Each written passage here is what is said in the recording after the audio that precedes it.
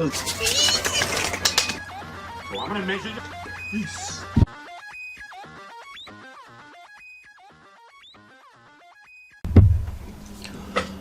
What up, everybody? Welcome back. Today I'm gonna be doing something different. I never heard of this thing before. This channel before. Angry video game nerds.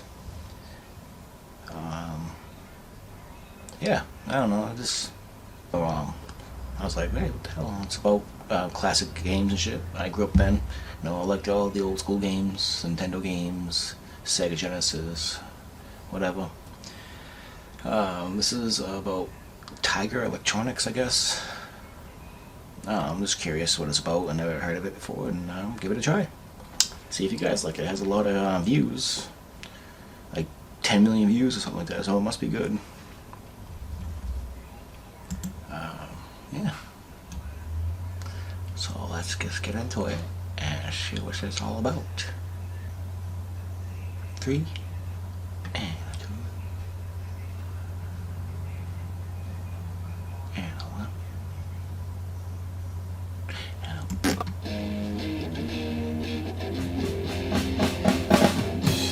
He's gonna take you back to the past to play the shitty games that suck ass. He'd rather have a buffalo take a diarrhea dump in his ear. He'd rather eat the rotten asshole of a roadkill skunk and down it with me.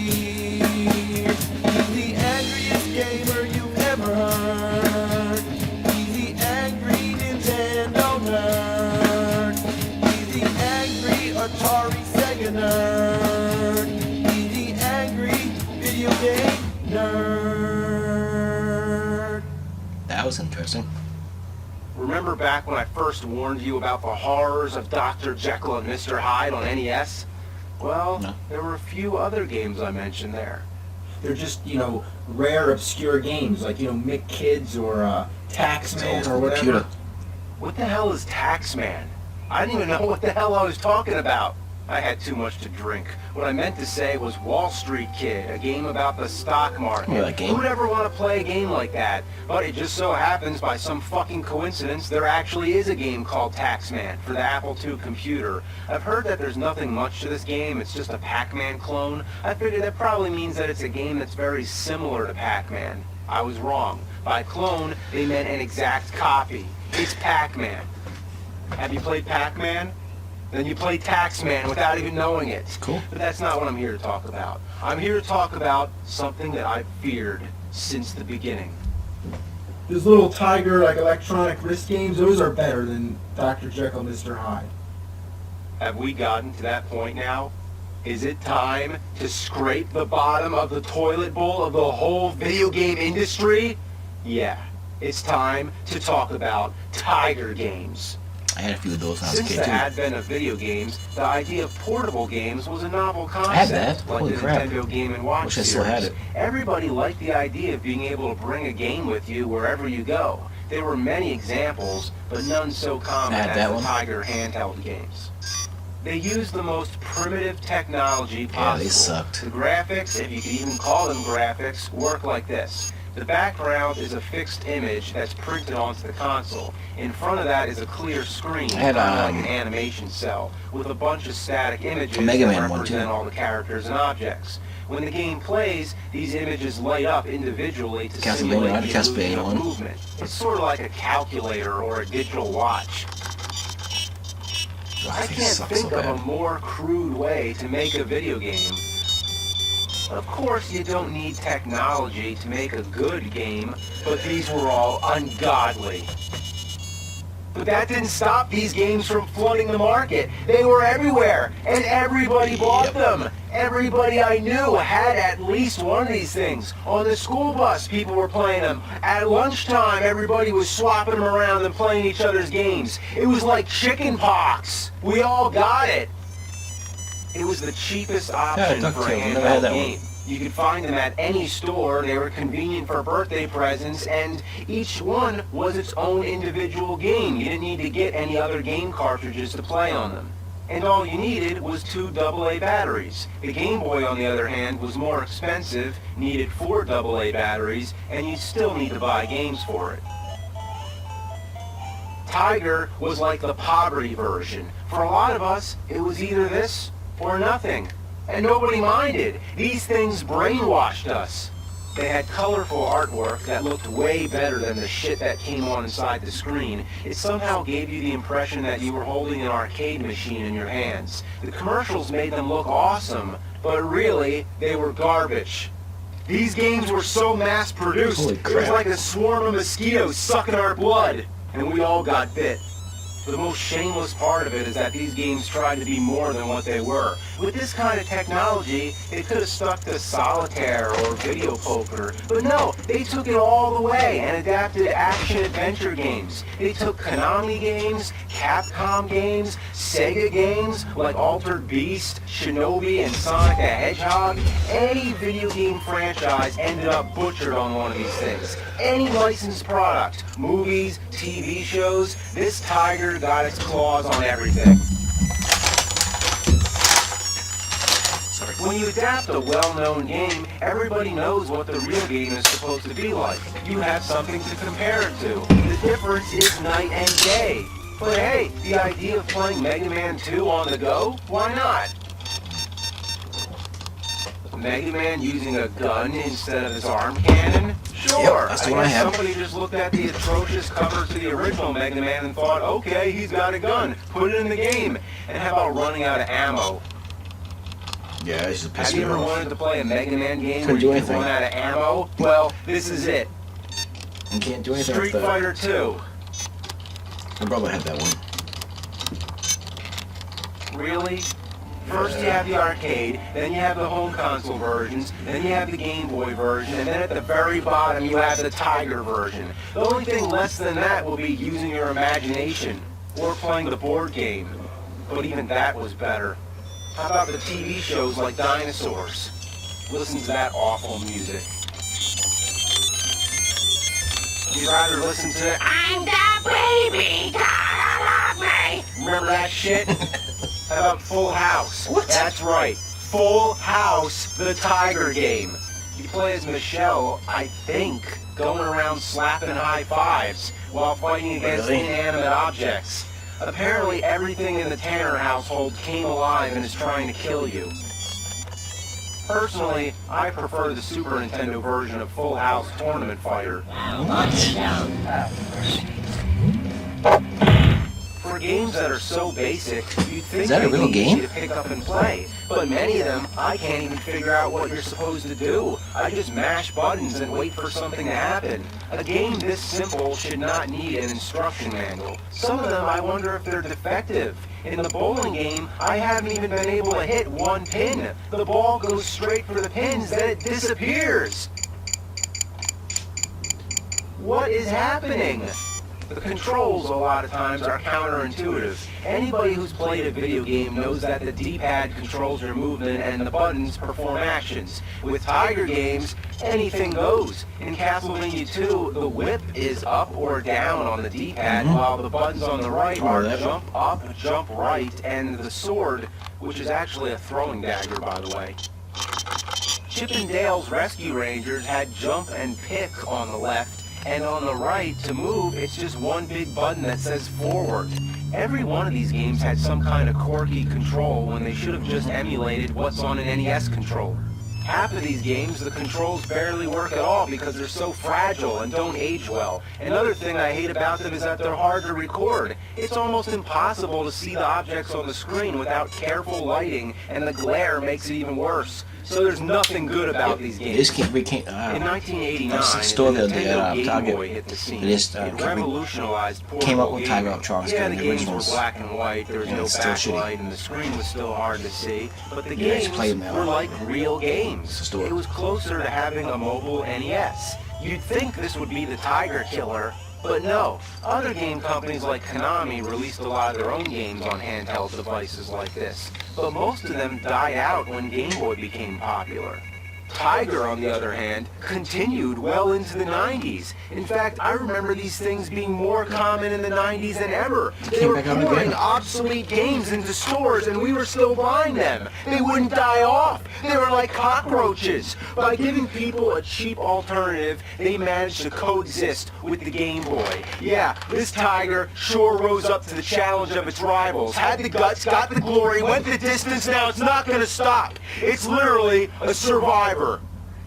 There's a difference between something that's old school and something that's outdated. Old school is like Atari 2600. The games are primitive, but they're still fun to play. You can always go back to them. That's right. Outdated is something you never want to go back to.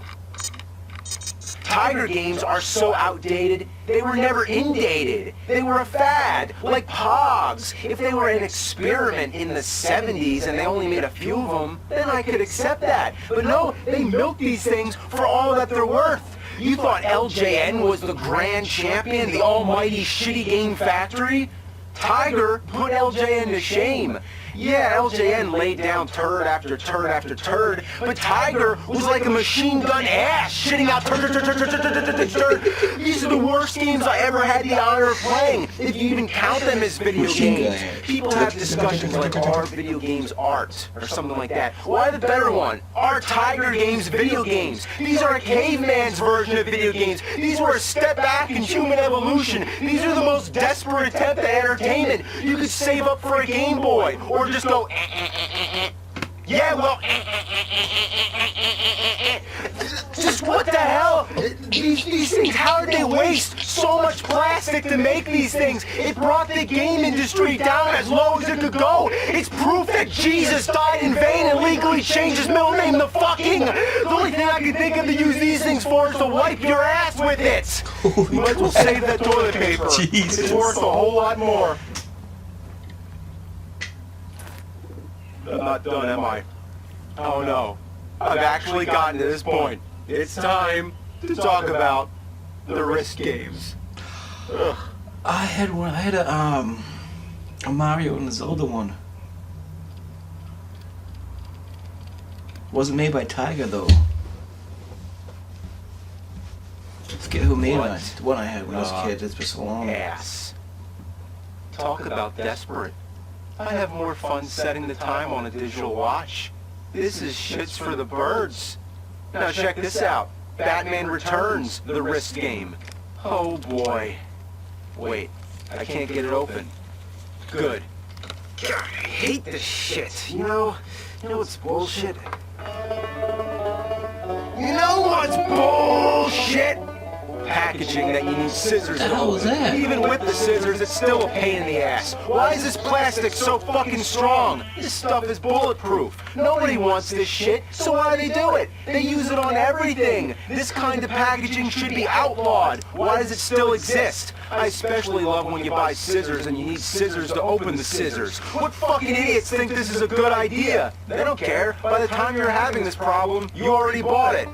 Packaging like this is bullshit. Thanks, bullshit man. Wow, look at how badass this game is. Yeah, this is the hot shit right here.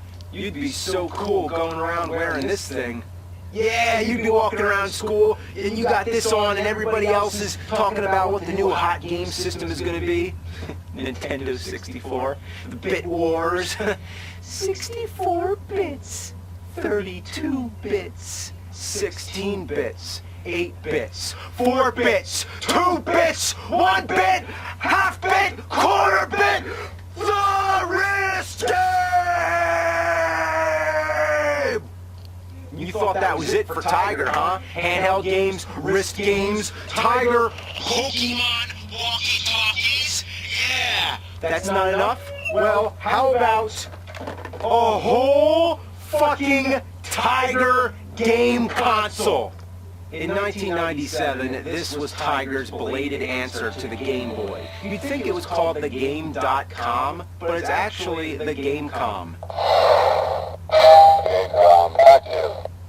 This thing tried to be hip and cutting edge. It had a stylus pen, making it the first touchscreen game console, and PDA features like a phone book, a calendar, a calculator, and a built-in solitaire game. You could even connect a dial-up modem to it to access the internet, text only. I don't believe it myself. Imagine reading your email on this thing, and you'd have to hook it up to a modem so you couldn't leave your house anyway. Why not just use a computer? It was supported by cartridge games. The game included with the system was a mediocre puzzle game called Lights Out, where the objects to turn out all the lights. Beyond that, it was a bunch of shitty ports like Mortal Kombat Trilogy. No way. I don't see Scorpion or Sub-Zero. Trust me, they're not there. There's Rain and Reptile. How could you have a Mortal Kombat game without Scorpion or Sub-Zero? And who would want to play this on a crappy black and white portable console anyway? Right. Then there's Duke Nukem. At least the voice sounds pretty good.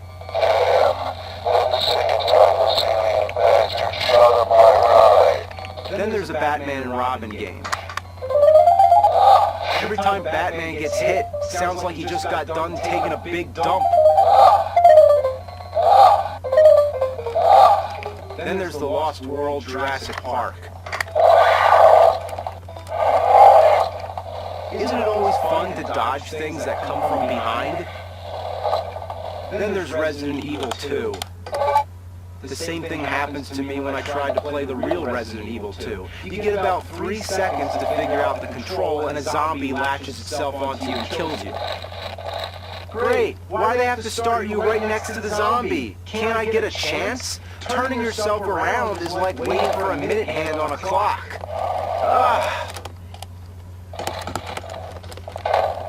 Finally, I got him. So, that's the game, Tom. Needless to say, it flopped, especially with Nintendo dominating the portable gaming market. So hey, why not just follow whatever Nintendo's doing? That mentality is what brought us what I think, so far, is the worst video game console I have ever played. The R-Zone. I remember This that. is My buddy basically had a that back in shitty the day. version of the Virtual Boy. Thing sucked Yes, ass. I said that. As if the Virtual Boy isn't already shitty enough. Wow, Just this is look like a at it. nostalgia trip, What man. planet did this thing come from? Here's how it works. You take the game cartridge, you slide it into the system, and then the screen lights up. Yeah, Then it's just like you holding on strap tight the and thing being on like, your head. And that's one thing I have to give it credit for, is that they actually thought to have a head strap. Anyway, the image gets projected right here. There's supposed to be a piece of reflective plastic. It's missing, but you can use almost anything. So you put it there, and then it projects the game right there. And keep in mind, this is portable, so you'd be going around public like, hey guys, how you doing? I'm just playing a game here. Just when you thought the most sorry, pathetic excuse for a video game was the Tiger wrist games, oh no, imagine playing one of the commercial these for those. up close to your eye in red and black. Yep. Good lord, you thought I was kidding, but it's true. This actually happened. Unlike the Virtual Boy, which causes eye strain and headaches within minutes, this thing does it immediately. Having it over one eye meant you had to go cross-eyed to look at it, or cover the other eye. Yeah. By the way, the game itself sucks just as much as the other Tiger games. Thought you could turn around? Yeah, right. I love how the advertisements always show a kid playing it. Look at his expression. He's horrified. And in the commercial, the kid's screaming in agony. You better not blink. Maybe 500 wars into the R-Zone. Was this thing intended as a torture device? What made them think this was a good idea? They did it because Nintendo did it. It couldn't have been a coincidence. Both systems came out in '95. Tiger saw what Nintendo was doing and thought, that's the new hot ticket. See, red and black video games that you play close to your eye. If it was blue and black, I'm sure it would have been the same thing. The original idea of the Virtual Boy, so I thought, was to emulate virtual reality, to make you feel like you're really there. Well, the R-Zone got as far away from that idea as possible. It's so far removed from common sense that it's baffling. What were they thinking with this shitload of fuck? I know what I'm thinking. I might carve a giraffe out of wood and decorate it with Christmas lights so I can put it up in an albatross nest. Did you expect me to say that? Probably not. Neither would you expect this crazy idea of a video game. Case closed. It sucks. That was interesting.